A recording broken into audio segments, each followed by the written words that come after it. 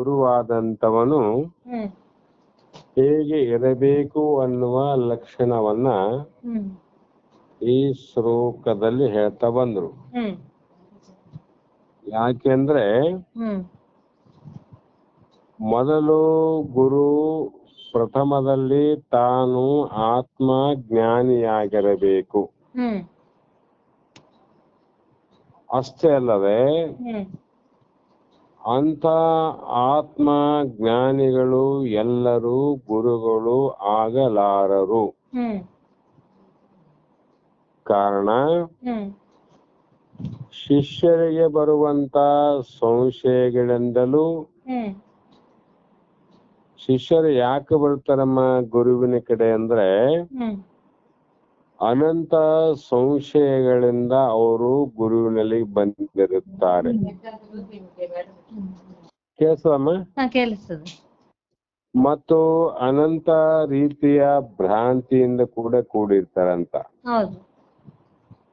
ಭ್ರಾಂತಿ ಇರ್ತದ, ಸಂಶಯ ಇರ್ತದ, ಹ್ಮ್ ಮತ್ತು ಅನಂತ ಪ್ರಕಾರ ದುಃಖದಿಂದ ಕೂಡಿ ಹ್ಮ್ ತನ್ನಲ್ಲಿಗೆ ಬರುವ ಸಾಧಕನನ್ನು ಹ್ಮ್ ಸಾಂತ್ವ ವಚನಗಳಿಂದ ಹ್ಮ್ ಅಂದ್ರೆ ಆತನ ಮನಸ್ಸಿಗೆ ಹೌದು ಹೌದು ಎನ್ನುವ ಹ್ಮ್ ಮಾತುಗಳಿಂದ ಹ್ಮ್ ಆತನನ್ನ ಶಾಂತಗೊಳಿಸಿ ಹ್ಮ್ ಅವನಿಗೆ ಮೊದಲನೆಯದು ಅಭಯವನ್ನು ಕೊಡೋದು. ಹ್ಮ್ ನಿನಗೆ ಸರ್ವ ಸಂಶಯ ಭ್ರಾಂತಿ ದುಃಖ ಎಲ್ಲವೂ ಹ್ಮ್ ಪರಿಹಾರವಾಗುತ್ತವೆ ಅಂತ ಹೇಳೋದು. ಹೌದು. ಅವಾಗ ಸ್ವಲ್ಪ ಸಮಾಧಾನ ಆಗ್ತದೆ. ಹ್ಮ್ ಯಾಕಂದ್ರೆ ನನ್ನ ದುಃಖವನ್ನ ಕಳೆಯುವಂತ ಒಬ್ಬ ವ್ಯಕ್ತಿ ಇದ್ದಾನೆ. ಹ್ಮ್ ಶಾಂತಿ ಆದಾಗ ಅವನಿಗೆ ಹಂತ ಹಂತವಾಗಿ, ಹ್ಮ್ ಹಂತ ಹಂತ ಅಂದ್ರೆ ನಮ್ಮ ಕ್ರಮ ಕ್ರಮ ಕ್ರಮದಿಂದ ಹ್ಮ್ ಎಲ್ಲವೂ ಒಮ್ಮೆಲೆ ಹೇಳೋದಲ್ಲ. ಹ್ಮ್ ಒಂದಿಷ್ಟು ಒಂದಿಷ್ಟು ಒಂದಿಷ್ಟು ಹ್ಮ್ ಹೇಳ್ತಾ ಹೇಳ್ತಾ ಹ್ಮ್ ಜ್ಞಾನ ಬೋಧನೆ ಮಾಡಲು ಹ್ಮ್ ಆ ಗುರುವಾದವರು ಹ್ಮ್ ಶಾಸ್ತ್ರ ಅಧ್ಯಯನ ಸಂಪನ್ನ ಮತಿಯಾಗಿರಬೇಕು. ಹ್ಮ್ ಆತನು ಮೊದಲು ಶಾಸ್ತ್ರವನ್ನ ಹ್ಮ್ ಅಧ್ಯಯನ ಮಾಡಿರಬೇಕು. ಹ್ಮ್ ಅದು ಯಾವ ರೀತಿ ಅಂದ್ರೆ ಹ್ಮ್ ಶ್ರೋತ್ರಿಯ ಬ್ರಹ್ಮನಿಷ್ಠ ಸದ್ಗುರುವಿಗೆ ಶರಣಾಗಿ ಹ್ಮ್ ಗುರುಮುಖೇನೆ ಶಾಸ್ತ್ರ ಅಧ್ಯಯನ ಮಾಡಬೇಕು ವಿನಃ ಹ್ಮ್ ಆ ರೀತಿ ಮಾಡದೇ ಇದ್ದರೆ ಹ್ಮ್ ಅದು ಶಾಸ್ತ್ರ ಅಧ್ಯಯನವಲ್ಲ. ಹ್ಮ್ ಈ ಶಾಸ್ತ್ರ ಅಧ್ಯಯನ ಇಲ್ಲದಿದ್ದರೆ ಹ್ಮ್ ಗುರುಗಳಲ್ಲಿ ಹ್ಮ್ ಆಗಮ ವಾಕ್ಯಗಳಲ್ಲಿ ಬರುವ ಶಬ್ದಾರ್ಥವನ್ನು, ಹ್ಮ್ ವೇದ ಮಂತ್ರಗಳ ರಹಸ್ಯ ಅರ್ಥವನ್ನು, ಹ್ಮ್ ತರ್ಕದಿಂದ ನಿರ್ಣಾಯಕವಾದ ವೇದಾಂತ ಸಿದ್ಧಾಂತಗಳ ಅವಬೋಧೆಯನ್ನು, ಹ್ಮ್ ವೈದಿಕ ಋಷಿಗಳ ಅನುಭವ ಸಾರವನ್ನು ಹ್ಮ್ ಮತ್ತು ಅತೀಂದ್ರಿಯವಾದ ಆತ್ಮಜ್ಞಾನದ ಅರಿವನ್ನು ಹ್ಮ್ ಶಿಷ್ಯರಿಗೆ ಸ್ಪಷ್ಟವಾಗಿ ತಿಳಿಸಲು ಹ್ಮ್ ಗುರು ಅಸಮರ್ಥನಾಗುತ್ತಾನೆ. ಹ್ಮ್ ಅದಕ್ಕಾಗಿ ಆತನು ಮೊದಲು ಹ್ಮ್ ಶಾಸ್ತ್ರ ಅಧ್ಯಯನವನ್ನ ಹ್ಮ್ ಗುರು ಮುಖೇದಿಂದ ಹ್ಮ್ ಮಾಡಿದಾಗ ಮಾತ್ರ ತಾನು ಶಿಷ್ಯನಿಗೆ ಸ್ಪಷ್ಟವಾಗಿ ತಿಳಿಸಲು ಹ್ಮ್ ಆ ಗುರು ಸಮರ್ಥನಾಗುತ್ತಾನೆ. ಹ್ಮ್ ಮತ್ತು ಆತ್ಮಜ್ಞಾನ ಶಾಸ್ತ್ರ ಪಂಡಿತವನ್ನು ಹೊಂದಿರುವುದಲ್ಲದೆ ಹ್ಮ್ ಗುರು ಆತ್ಮ ಸ್ವಯಂಯೂ ಸದಾಚಾರಿಯೂ ಹ್ಮ್ ಸುಪ್ರಸನ್ನನೂ ಆಗಿರಬೇಕು. ಹ್ಮ್ ಅಂದ್ರೆ ಏನ್ ಹೇಳ್ತಾರಮ್ಮ, ಗುರುವಿನ ಲಕ್ಷಣವನ್ನ ಒಂದೊಂದು ಒಂದೊಂದು ಪಟ್ಟಿ ಮಾಡಿ ಹೇಳ್ತಾರೆ ಇಲ್ಲಿ. ಹ್ಮ್ ಆ ರೀತಿ ಶಾಸ್ತ್ರ ಪಾಂಡಿತ್ಯವನ್ನ ಹೊಂದುವುದಲ್ಲದೆ ಹ್ಮ್ ಗುರು ಆತ್ಮ ಸಂಯಮಿಯು ಸದಾಚಾರಿಯು ಸುಪ್ರಸನ್ನನು ಆಗಿರ್ಬೇಕಂತ. ಹ್ಮ್ ಆತ ಬಹಳ ಸರಳವಾಗಿರ್ಬೇಕು, ಹ್ಮ್ ಜ್ಞಾನಿಯ ಶಾಂತದಿಂದ ಕೂಡಿರ್ಬೇಕು. ಹ್ಮ್ ಸದಾಚಾರಿ ಅಂದ್ರೆ ಒಳ್ಳೆಯ ಸದ್ಗುಣಗಳು ಆತನಲ್ಲಿ ಇರಬೇಕಂತ. ಹ್ಮ್ ಇಷ್ಟೆಲ್ಲ ಇದ್ರು ಕೂಡ ದುರಾಚಾರಿ ಆಗಿದ್ರೆ ಹ್ಮ್ ಆತ ಗುರು ಅಲ್ಲ ಅಂತ. ಹ್ಮ್ ಸದಾಚಾರ ಇರಬೇಕು, ಸಂಪನ್ನನಾಗಿರ್ಬೇಕು, ಹ್ಮ್ ಅದಕ್ಕಿಂತ ಹೆಚ್ಚಾಗಿ ಹೃದಯ ವೈಶಾಲ್ಯವುಳ್ಳವನು. ಹ್ಮ್ ಆ ಹೃದಯದಲ್ಲಿ ಮನಸ್ಸಿನಲ್ಲಿ ವೈಶಾಲ್ಯ ಇರಬೇಕಂದ್ರೆ ವಿಶಾಲವಾದ ಹ್ಮ್ ಭಾವ ತುಂಬಿರಬೇಕು. ಹ್ಮ್ ಕಾರಣ ಜಗತ್ತಿನಲ್ಲಿ ಹ್ಮ್ ಹುಟ್ಟಿದ ಮೇಲೆ ಹ್ಮ್ ಎಲ್ಲರೂ ಸಾಯುವುದು ನಿಶ್ಚಿತ. ಹ್ಮ್ ಇದರಲ್ಲಿ ಯಾರಿಗೂ ಅನುಮಾನ ಇಲ್ಲ, ಸಂಶಯನೂ ಇಲ್ಲ. ಹ್ಮ್ ಅಜ್ಞಾನಿಗಳಿಗೆ ಅನುಮಾನ, ಅಜ್ಞಾನಿಗಳಿಗೆ ಸಂಶಯದ ಸಾವಿನಲ್ಲಿ. ಹ್ಮ್ ಜ್ಞಾನಿಗಳಿಗೆ ಯಾವತ್ತೂ ಸಾವಿನಲ್ಲಿ ಸಂಶಯ ಇಲ್ಲ ಅಂತ. ಹ್ಮ್ ಈ ರೀತಿ ಇರುವಂತಹ ಸಂದರ್ಭದಲ್ಲಿ ಹ್ಮ್ ಅಂಥ ಯಾವ ಅಧಿಕಾರಿಗಳಲ್ಲಿ ಹ್ಮ್ ಬಹಳ ಅನುಕಂಪವುಳ್ಳವನು ಆಗಿದ್ದು ಹ್ಮ್ ತನಗೆ ಗೊತ್ತಿರುವಂತ ಎಲ್ಲಾ ವಿಷಯವನ್ನ ಹ್ಮ್ ಬ್ರಹ್ಮಜ್ಞಾನವನ್ನ ಶಿಷ್ಯರಿಗೆ ಧಾರೆ ಏರುವವನು ಆಗಿರ್ಬೇಕಂತ. ಹ್ಮ್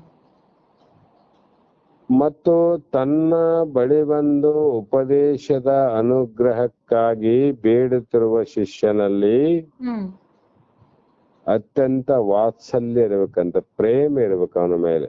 ಹ್ಮ್ ಯಾರ ಮೇಲೆ? ಉಪದೇಶದ ಅನುಗ್ರಹವನ್ನ ಪಡೆಯಲಿಕ್ಕೆ ಹ್ಮ್ ಅಥವಾ ಅನುಗ್ರಹವನ್ನ ಬೇಡುವಂತ ಶಿಷ್ಯನಲ್ಲಿ ಹ್ಮ್ ಬಹಳ ಪ್ರೇಮವುಳ್ಳವನಾಗ್ಬೇಕಂತ. ಹ್ಮ್ ಯಾಕೆ ಅಂದ್ರೆ ಹ್ಮ್ ಅವನು ಬೇಡುತ್ತಿರುವುದು ಹಣವಲ್ಲ, ಆಸ್ತಿಯಲ್ಲ, ಧನವಲ್ಲ, ಕನಕವಲ್ಲ, ಹ್ಮ್ ಭೋಗವಲ್ಲ, ಭಾಗ್ಯವಲ್ಲ. ಹ್ಮ್ ಆತನು ಬೇಡಲಿಕ್ಕೆ ಬಂದಿರುವುದು ಜ್ಞಾನ ಭಿಕ್ಷೆಗಾಗಿ. ಹ್ಮ್ ಜಗತ್ತಿನಲ್ಲಿ ಭಿಕ್ಷುಕರು ಬಹಳಿದ್ರು ಕೂಡ ಹ್ಮ್ ತಮಗೆ ಬೇಕಾದ ವಸ್ತುವನ್ನ ಭಿಕ್ಷೆ ಬೇಡುವಂತವರು ಬಹಳ ಮಂದಿ ಇದ್ದಾರೆ. ಹ್ಮ್ ಆದರೆ ಇಲ್ಲಿ ಕರಿಯ ನಿತ್ತಡವಲ್ಲೆ, ಸಿರಿಯ ನಿತ್ತಡವಲ್ಲೆ, ಹಿರಿದಪ್ಪ ರಾಜ್ಯವ ನಿತ್ತಡವಲ್ಲೆ ಅಂತ ನಿನ್ನೆ ಹೇಳಿ. ಹ್ಮ್ ಆನೆ ಕೊಟ್ರು ಬೇಡ, ರಾಜ್ಯ ಕೊಟ್ರು ಬೇಡ, ಹ್ಮ್ ಇನ್ನೂ ಏನೇನು ಆಮಿಷಗಳನ್ನ ಒಡ್ಡಿ ಹ್ಮ್ ಇದನ್ನ ಕೊಡುತ್ತೇನೆ ನೀನು ತೆಗೆದುಕೋ ಅನ್ನುವಂತ ಭಾವದಿಂದ ಹ್ಮ್ ನನಗೆ ಏನಾದ್ರೂ ಕೊಡಲಿಕ್ಕೆ ಬಂದ್ರೆ ಗುರುವೇ ನನಗೆ ಬೇಡ, ಹ್ಮ್ ನನಗೇನು ಬೇಕಾಗದಂದ್ರೆ ಹ್ಮ್ ನಿಮ್ಮ ಅನುಗ್ರಹ ಬೇಕಾಗದ, ನಿಮ್ಮ ಉಪದೇಶ ಬೇಕಾಗದ, ಹ್ಮ್ ನಿಮ್ಮಿಂದ ಜ್ಞಾನದ ಭಿಕ್ಷೆಗಾಗಿ ನಾನು ಬಂದಿದ್ದೇನೆ ಹ್ಮ್ ಅನ್ನುವಂತ ಶಿಷ್ಯನ ಮೇಲೆ ಪ್ರೇಮವನ್ನಿಟ್ಟುಕೊಂಡು ಹ್ಮ್ ಕರುಣೆಗಳಿಂದ ಅವನಿಗೆ ಸರಿಯಾದ ಮಾರ್ಗದರ್ಶನ ಕೊಡುವ ಹ್ಮ್ ದೇಶಕ್ಕೋತ್ತಮನಾಗಿರ್ಬೇಕಂತ. ಹ್ಮ್ ಏನಾಗಿರ್ಬೇಕಮ್ಮ? ಸರಿಯಾದ ಮಾರ್ಗದರ್ಶನ ಕೊಡ್ಬೇಕು. ಹ್ಮ್ ಬೇರೆ ಬೇರೆ ಮಾರ್ಗವನ್ನ ಕೊಡ್ತಾ ಇದ್ರೆ ಹ್ಮ್ ಅದು ಗುರುವಿನ ಗುಣವಲ್ಲ. ಹ್ಮ್ ಎಂಥ ಪ್ರಸಂಗ ಬಂದ್ರು ಕೂಡ, ಹ್ಮ್ ಎಷ್ಟೇ ಬೇಸರ ಆದರೂ ಕೂಡ, ಹ್ಮ್ ಎಷ್ಟೇ ಕಷ್ಟವನ್ನ ಕೊಡುವಂತ ಮಗು ಹ್ಮ್ ಹಠಮಾರಿಯಾಗಿದ್ದು ಕೂಡ ಹ್ಮ್ ಹತ್ತಂತ ತಾಯಿ ಹ್ಮ್ ಪುತ್ರ ಪುತ್ರಿಯ ಮೇಲೆ ವಾತ್ಸಲ್ಯದಿಂದ ಹ್ಮ್ ಕರುಣಾ ದೃಷ್ಟಿ ಉಳ್ಳವಳಾದಂತ ಒಬ್ಬ ತಾಯಿ ಹ್ಮ್ ಎಂದಿಗೂ ಹಾಲನ್ನು ಬಿಟ್ಟು ವಿಷವನ್ನ ಉಣಿಸುವ ಪ್ರಯತ್ನವನ್ನ ಮಾಡೋದಿಲ್ಲ ಅಂತ. ಹ್ಮ್ ಹೌದಿಲ್ಲಮ್ಮ? ಹೌದ್ ಬಹಳ ಕಷ್ಟ ಆಯ್ತು ನಿನ್ನಿಂದ ಹ್ಮ್ ಅಂತ ಹೇಳಿ ವಿಷವನ್ನ ಉಣಿಸುವ ಪ್ರಯತ್ನ ಎಂದು ಮಾಡಂಗಿಲ್ಲ. ಹ್ಮ್ ಅದಕ್ಕಾಗಿ ಹ್ಮ್ ಅಂಥ ಗುರುವಿನ ಲಕ್ಷಣದಿಂದ ಕೂಡಿರುವಂತ ಸಮರ್ಥ ದೇಶಕ್ಕೋತ್ತಮ ಹ್ಮ್ ತನ್ನಲ್ಲಿಗೆ ಬರುವಂತ ವ್ಯಕ್ತಿಗಳಿಗೆ ಹ್ಮ್ ಅವರವರ ಅಧಿಕಾರ ತಕ್ಕಂತೆ ಹ್ಮ್ ಸರಿಯಾದ ಮಾರ್ಗದರ್ಶನವೇ ಕೊಡುತ್ತಾರೆ ವಿನಃ ಹ್ಮ್ ತಪ್ಪು ಮಾರ್ಗದರ್ಶನವನ್ನ ನೀಡುತ್ತಾ ಇದ್ದರೆ ಹ್ಮ್ ಅದು ಗುರುವಿನ ಲಕ್ಷಣವಲ್ಲ ಅಂತ. ಹ್ಮ್ ಅದಕ್ಕಾಗಿ ನಿಜರು ಕರುಣೆ, ಸತ್ಯಲೆ, ಶಾಸ್ತ್ರ ಪರಿಣತೆ, ನಿರಾಸೆ, ಸೌಂದರ್ಯತೆ, ಹ್ಮ್ ಸುಮುಖತ್ವ, ಸುಜ್ಞಾನ ಅಂಗಗಳು ಇರಲು ಹ್ಮ್ ಅವನೇ ಸೇವೆ ಗುರುವಕ್ಕು. ಹ್ಮ್ ಎಂಥ ಗುರುಗಳನ್ನ ಶಿಷ್ಯರು ಸ್ವೀಕಾರ ಮಾಡ್ಬೇಕಂದ್ರ ಹ್ಮ್ ಅವರು ಲಕ್ಷಣಗಳನ್ನು ಕೊಟ್ರು. ಗುರುವಿನ ಲಕ್ಷಣ ಸ್ಪಷ್ಟವಾಗಿ ಹ್ಮ್ ಇಷ್ಟು ಗುಣಗಳಿಂದ ಕೂಡಿದಂತ ಗುರುವಿನ ಹ್ಮ್ ಸ್ವೀಕಾರ ಮಾಡಬೇಕು ಅಂತ ಹೇಳಿದ್ರು. ಹ್ಮ್ ಅದೇ ಮಾತನ್ನ ಆಚಾರ್ಯರು ಈ ಶ್ಲೋಕದಲ್ಲಿ ಹ್ಮ್ ಶ್ರೋತ್ರಿಯೋ ಅಂತ ಪ್ರಾರಂಭ ಮಾಡಿ ಹ್ಮ್ ಶಾಂತೋ ನಿರಿಂಧನ ಯವ ಅನಲ ಅಹೇತು ದಯಾ ಸಿಂಧು ಅಂತ ಹ್ಮ್ ಹೇಳ್ತಾ ಬಂದ್ರು. ಹ್ಮ್ ಎಲ್ಲ ಸುಸಂಘಟಿತ ರಾಜ್ಯ ವ್ಯವಸ್ಥೆಗಳ ರಚನಾ ಕ್ರಮದಲ್ಲಿ ಹ್ಮ್ ಆಡಳಿತ ವರ್ಗದವರೆಗೂ ಆಡಳಿತಕ್ಕೆ ಒಳಪಟ್ಟವರಿಗೂ ಹ್ಮ್ ಸೂಕ್ತವಾದ ಶಾಸನಗಳನ್ನ ವಿಧಿಸಿರುತ್ತಾರೆ.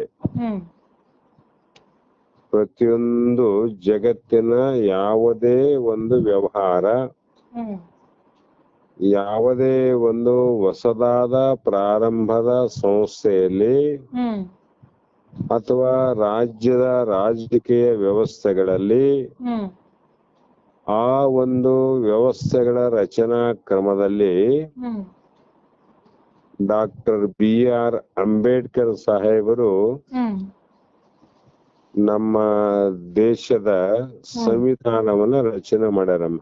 ಹ್ಮ್ ಅಂದ್ರೆ ಆ ಸಂವಿಧಾನಕ್ಕೆ ತಕ್ಕಂತನೇ ಕಾನೂನುಗಳು, ಹ್ಮ್ ಆ ಕಾನೂನುಗಳ ವಿರುದ್ಧವಾಗಿ ಏನಾದರೂ ನಡೆದಿತ್ತು ಅಂದ್ರೆ ಹ್ಮ್ ಅದು ಅಪರಾಧ ಎನಿಸುತ್ತದೆ. ಹ್ಮ್ ಅದೇ ರೀತಿ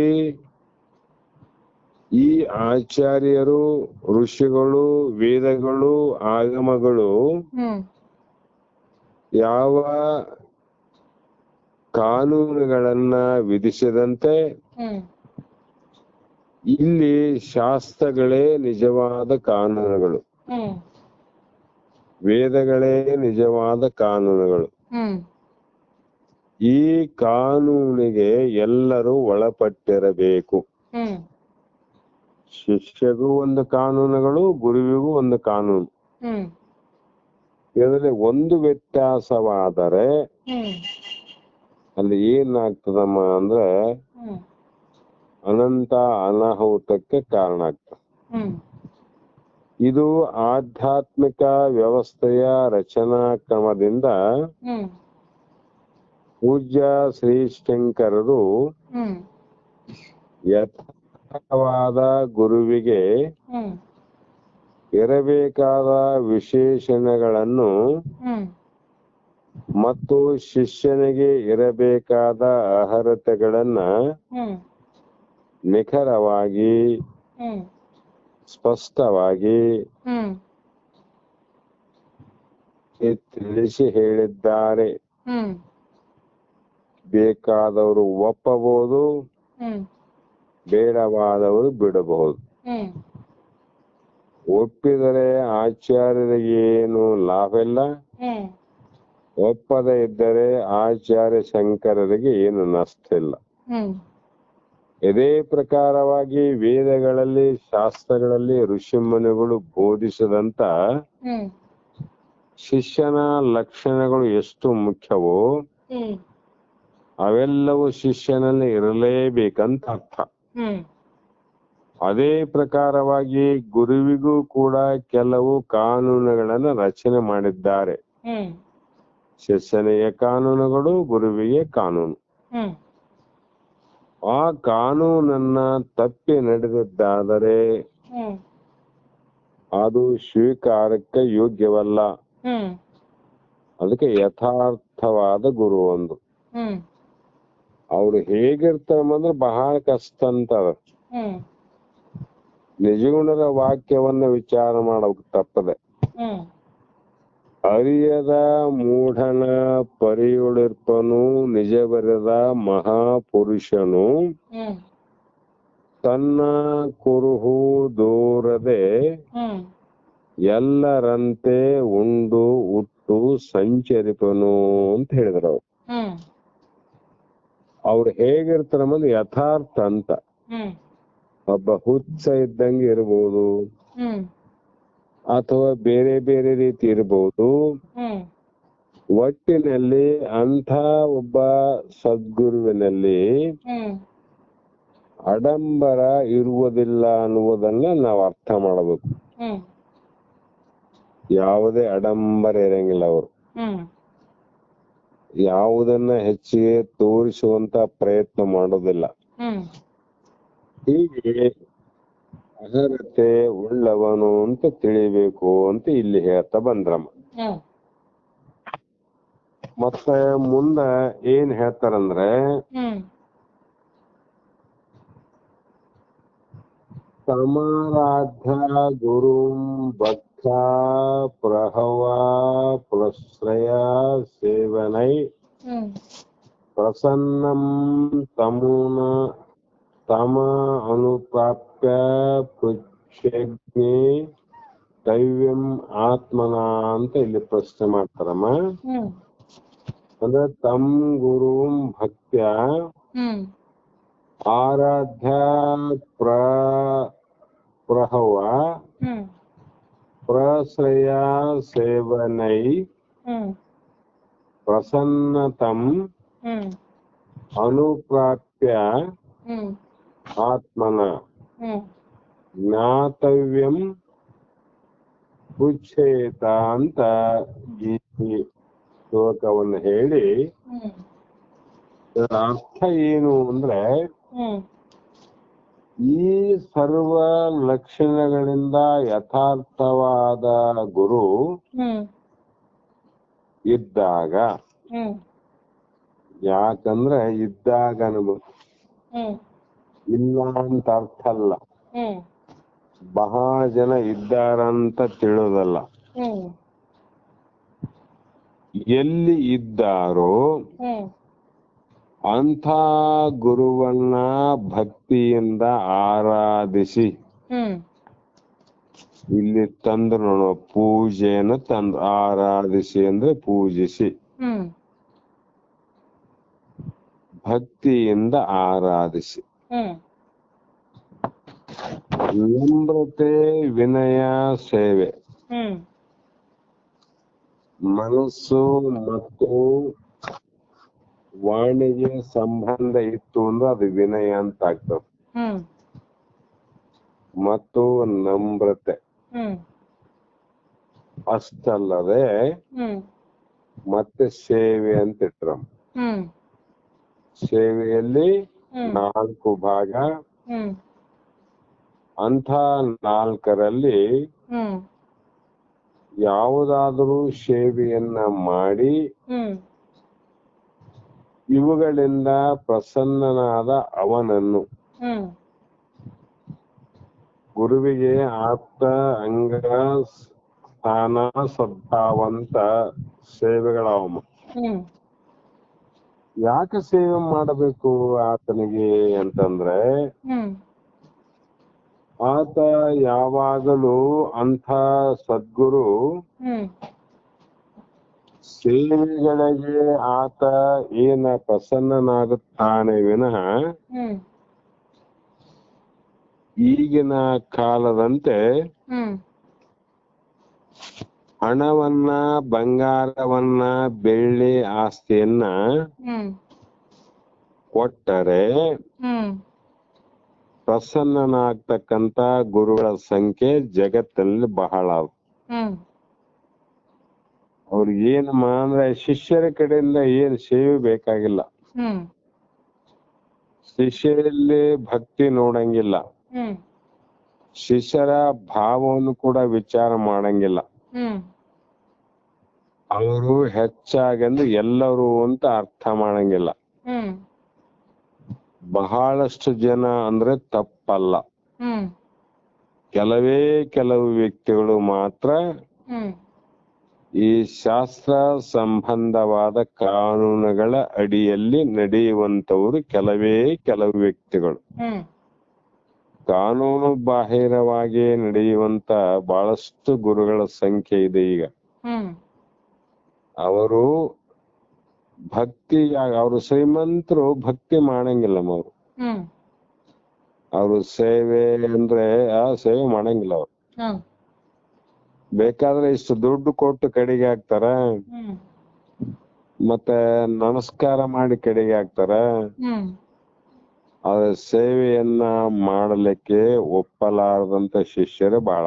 ಹ್ಮ್ ಆದರೆ ಇಲ್ಲಿ ಹೇಳ್ತಕ್ಕಂತ ಮಾತು, ಹ್ಮ್ ಗುರುವಿನ ಬೋಧೆಯನ್ನ ಸ್ವೀಕರಿಸಬೇಕಾದರೆ ಹ್ಮ್ ಅಂಥ ಗುರುಗಳನ್ನ ಭಕ್ತಿ ಭಾವದಿಂದ ಪೂಜಿಸಿ. ಹ್ಮ್ ನಾವೇನೋ ಬಂದಾರ ಅಂತ ಹೇಳ್ಕೊಂಡು ಹ್ಮ್ 4 ಜನರ ಇದ್ದಾರೆ ಅಂತೇಳಿ ಅವ್ರ ಎದುರಿಗೆ ಹ್ಮ್ ಭಕ್ತ ಅಂತ ಅನಿಸ್ಕೋಬೇಕಂತ ಮಾಡೋದು ಬೇರೆ ಪೂಜೆ, ಹ್ಮ್ ಭಕ್ತಿಯಿಂದ ಮಾಡುವ ಪೂಜೆನೆ ಬೇರೆ. ಹ್ಮ್ ಯಾವಾಗ ಭಕ್ತಿಯಿಂದ ಪೂಜೆ ಮಾಡ್ತಾನಂದ್ರೆ ಹ್ಮ್ ಆ ಗುರು ಹ್ಮ್ ಅವನ ಅಂತಃಕರಣದಲ್ಲಿ ಹ್ಮ್ ಮುಕ್ತಿ ಎನ್ನುವಂತ ಅಪೇಕ್ಷೆ ಹೆಚ್ಚಾಗ್ತದ. ಹ್ಮ್ ಅದು ಮೋಕ್ಷಕ್ಕಾಗಿ ಭಕ್ತಿ ಮಾಡಬೇಕು, ಹ್ಮ್ ಅದು ನಿಜವಾದ ಭಕ್ತಿ. ಹ್ಮ್ ಮತ್ತು ವಿನಯಪೂರ್ವಕವಾಗಿ ಹ್ಮ್ ವಿನಯದಿಂದ ಸೇವೆಯಿಂದ ಪ್ರಸನ್ನನಾಗ್ತಾನ ಗುರು.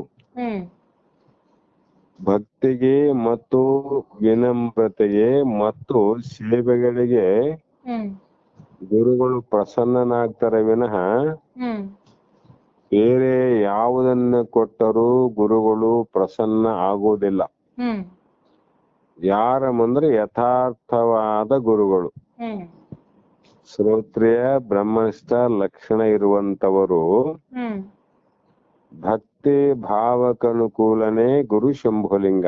ಹ್ಮ್ ಅಂಥ ಗುರುಗಳನ್ನ ಹ್ಮ್ ಅವನ ಬಳಿ ಸಾರಿ ಹ್ಮ್ ಅವರು ಇದ್ದಲ್ಲಿಗೆ ಹೋಗಿ ಹ್ಮ್ ತಾನು ಏನನ್ನ ತಿಳಿಯಬೇಕು ಅಂತ ಅಂದುಕೊಂಡಿದ್ದಾನೋ, ಹ್ಮ್ ಯಾವುದನ್ನ ಬೇಡಬೇಕು ಅಂತ ಬಂದಿದ್ದಾನೋ ಹ್ಮ್ ಅಂಥದ್ದನ್ನ ಪಡೆಯಲಿಕ್ಕೆ ಹ್ಮ್ ಆ ರೀತಿಯ ಹ್ಮ್ ಪ್ರಶ್ನೆಗಳನ್ನ ಹ್ಮ್ ಗುರುಗಳನ್ನ ಕುರಿತು ಮಾಡಬೇಕು. ತದ್ವಿದೆ ಪ್ರಣಿಪಾತೇನಂತ ಹೇಳ್ಯಾರ ಅವ್ರು.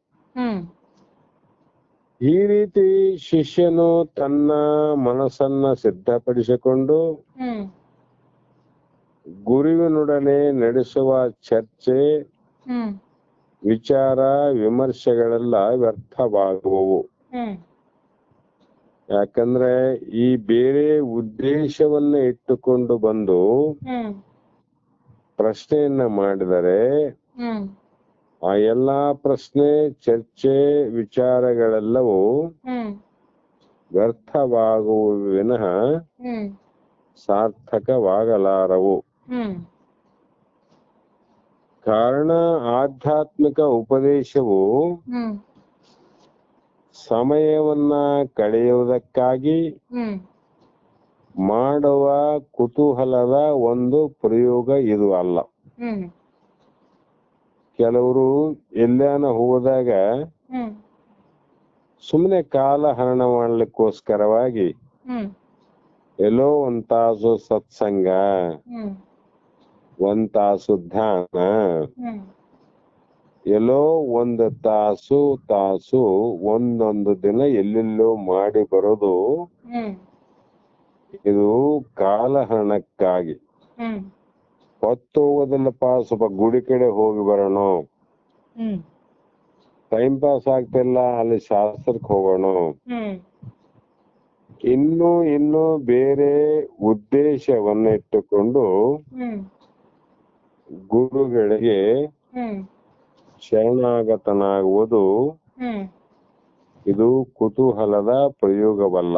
ಹ್ಮ್ ಗುರು ಶಿಷ್ಯರ ಚರ್ಚಾಗೋಷ್ಠಿ ಇದು ಒಣ ತರ್ಕವಲ್ಲ. ಹ್ಮ್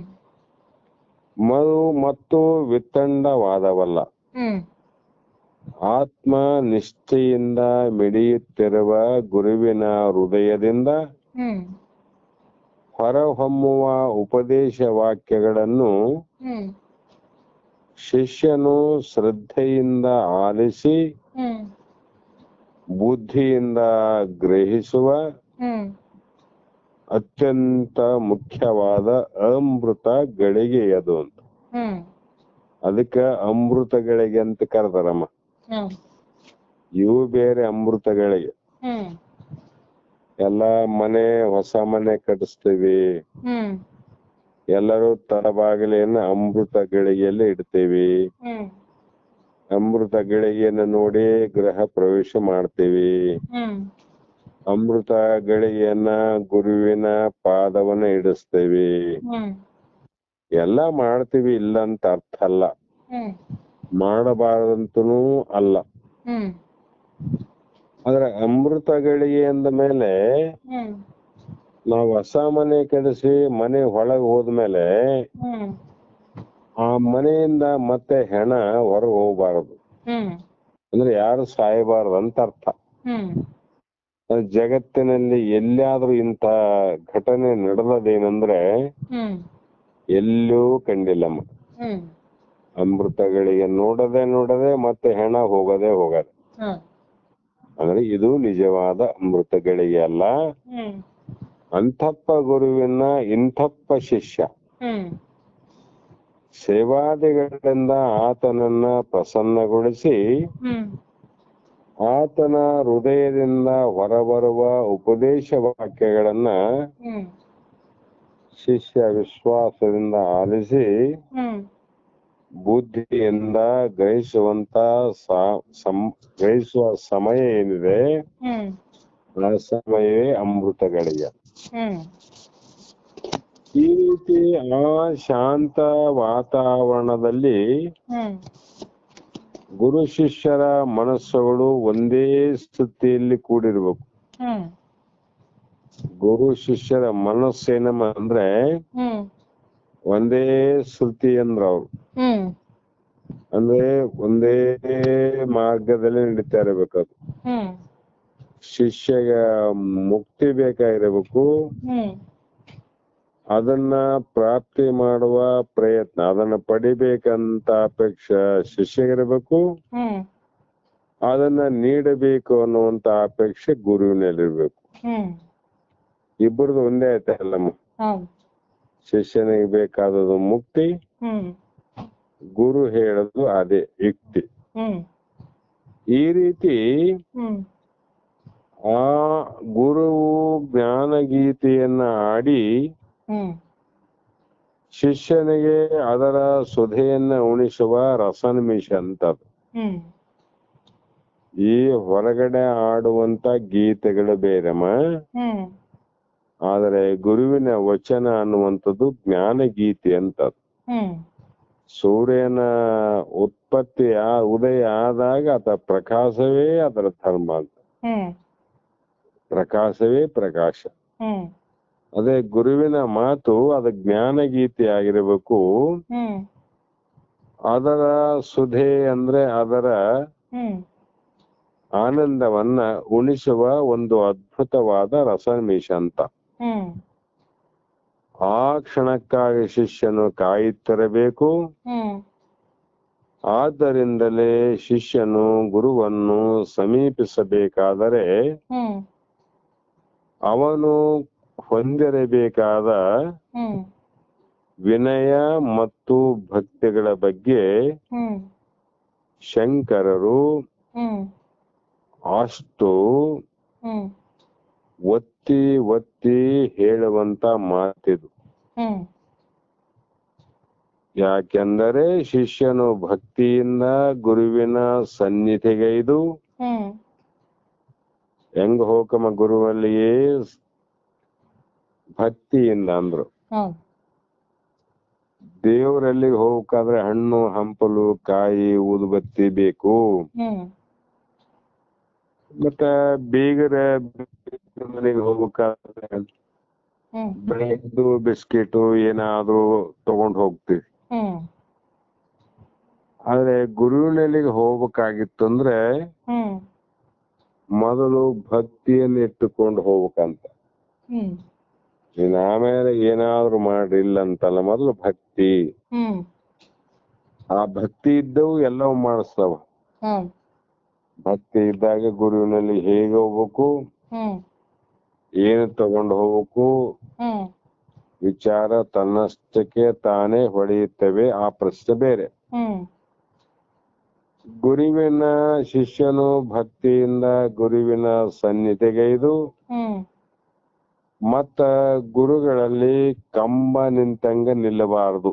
ಹ್ಮ್ ಮತ್ತು ಅವರು ಹೇಳುವುದಕ್ಕಿಂತ ಮುಂಚೆ ಕೂಡಬಾರದು.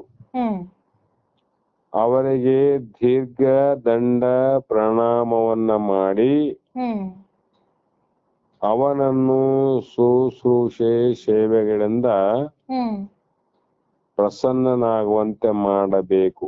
ಹ್ಮ್ ಅವಾಗೆಲ್ಲ ಇದ್ದು ಈಗಿನ ಕಾಲದಲ್ಲಿ ಇವೆಲ್ಲ ಹೋಗ್ಯಾವ. ಹ್ಮ್ ಆದ್ರೂ ಕೂಡ ಕೆಲವರಲ್ಲಿ ಇದ್ದಾವಿಲ್ಲ ಅಂತ. ಶುಶ್ರೂಷೆ ಅಂದ್ರೆ ಏನ್ ಬೇಕು ಅವರಿಗೆ, ಹ್ಮ್ ಅವ್ರಿಗೆ ಆ ಸಮಯದಲ್ಲಿ ಯಾವುದರ ಅವಶ್ಯಕತೆ ಅದ, ಹ್ಮ್ ಅಥವಾ ಊಟದ ಸಮಯ ಆಗದ ಪ್ರಸಾದ ಮಾಡ್ಬೇಕು, ಹ್ಮ್ ಮತ್ತ ನಾಷ್ಟದ ಸಮಯ ಅದ ಅದನ್ನ ರೆಡಿ ಮಾಡ್ಬೇಕು, ಹ್ಮ್ ಅಥವಾ ಮಲಗುವ ಸಮಯ ಇದ್ರೆ ಅವರಿಗೆ ಹಾಸಿಗೆಯನ್ನ ರೆಡಿ ಮಾಡ್ಬೇಕು. ಹ್ಮ್ ಇವೆಲ್ಲ ಕೂಡ ಗುರುವಿನಲ್ಲಿ ಮಾಡ್ತಕ್ಕಂತ ಹ್ಮ್ ಸೇವೆ. ಇದರಿಂದ ಏನಾಗ್ತದ, ಗುರುಗಳು ಪ್ರಸನ್ನನಾಗ್ತಾರೆ. ಹೌದು. ಅವರ ಅಂತಃಕರಣ ಉಕ್ಕಿ ಬರ್ತದೆ. ಯಾವಾಗ ಇವರಿಗೆ ಉದ್ಧಾರ ಮಾಡ್ಯವು, ಹ್ಮ್ ಯಾವಾಗ ಇವರಿಗೆ ಒಂದು ಜ್ಞಾನವನ್ನು ನೀಡಿವು ಅಂತಕ್ಕಂತ ಭಾವ ಬಂದು, ಹ್ಮ್ ಇದು ಯಾವ ಗುಲಾಮತನದ ಮನೋಭಾವ ಅಲ್ಲ.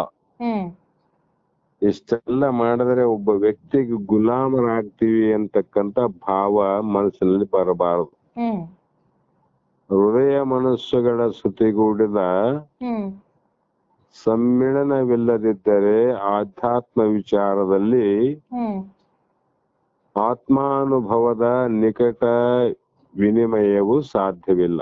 ಹ್ಮ್ ಇಲ್ಲ ಅಂದ್ರೆ ಏನಾಗ್ತದಂದ್ರೆ, ನಿಕಟ ಅಂದ್ರೆ ಯಾವಾಗಲೂ ಹ್ಮ್ ಆತ್ಮ ಜ್ಞಾನದ ವಿಚಾರ ವಿನಿಮಯ ಆಗೋದಿಲ್ಲ ಅವರಲ್ಲಿ. ಹ್ಮ್ ಯಾವೋ ಒಂದ್ಸಲ ಬರ್ತಾರ, ಹೋಗ್ತಾರ, ಬಂದಾಗ ಮಾತಾಡ್ತಾರ, ಕೇಳ್ತಾರ, ಹೋಗ್ತಾರ.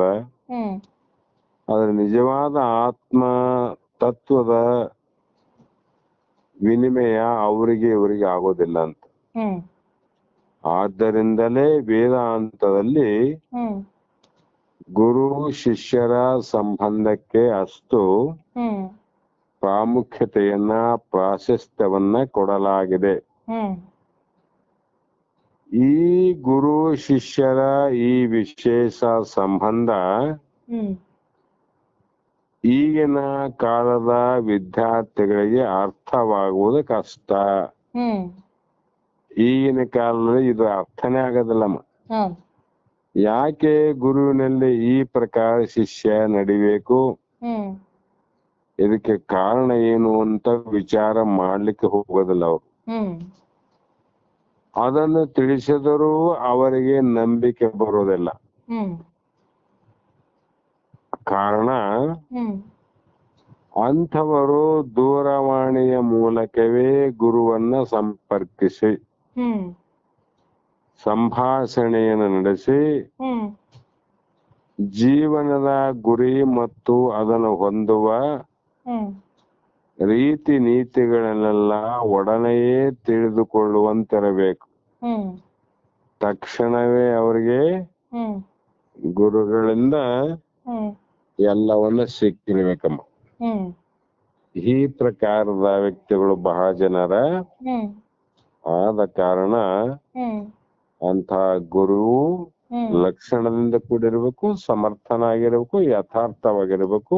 ಹ್ಮ್ ಅಂತಪ್ಪ ಗುರುವಿನ ಬಳಿ ಸಾರಿ ಶಿಷ್ಯನು ಹ್ಮ್ ಭಕ್ತಿಯಿಂದ, ವಿನಯದಿಂದ, ವಿನಮ್ರತೆಯಿಂದ, ಹ್ಮ್ ಸೇವಾದಿಗಳಿಂದ ಹ್ಮ್ ಆತನನ್ನ ಪ್ರಸನ್ನಗೊಳಿಸಬೇಕು.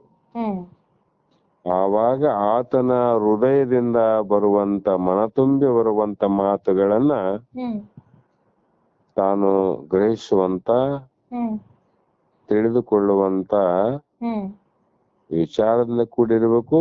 ಹ್ಮ್ ಬುದ್ಧಿಯಲ್ಲಿ ಅದನ್ನ ನಿಶ್ಚಯ ಮಾಡುವಂತ ಶಕ್ತಿ ಇರಬೇಕು. ಹ್ಮ್ ಆವಾಗ ಆತ್ಮಜ್ಞಾನವನ್ನ ಪಡೆಯಲಿಕ್ಕೆ ಸಮರ್ಥರಾಗುವರು ಅನ್ನುವಂತ ಹ್ಮ್ ಈ ವಿಚಾರವನ್ನ ಇಲ್ಲಿ ಹೇಳ್ತಾ ಬಂದ್ರಮ್ಮ. ಹ್ಮ್ ಇಲ್ಲಿಗೆ ಮಂಗಲವನ್ನ ಹೇಳೋಣಮ್ಮ. ನಾಳೆಯ ದಿನ ಹ್ಮ್ 35ನೇ ಶ್ಲೋಕವನ್ನ ಹ್ಮ್ ವಿಚಾರ ಮಾಡೋಣ ಅಂತಕ್ಕಂಥ ಮಾತನ್ನ ಹೇಳಿ ಹ್ಮ್ ಇಲ್ಲಿಗೆ ಮಂಗಲವನ್ನ ಹೇಳೋಣ. ಹ್ಮ್